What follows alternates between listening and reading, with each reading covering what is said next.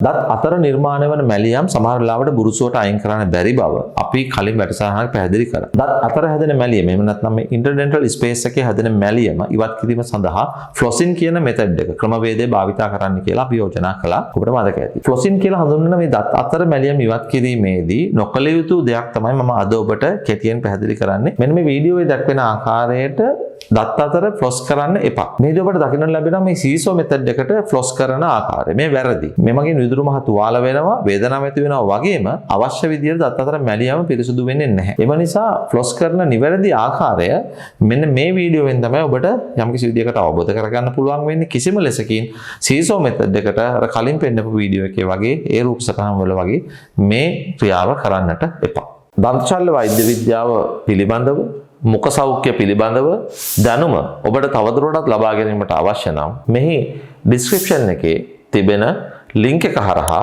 අපගේ WhatsApp සමූහයට එකතු වන්නට පුළුවන්.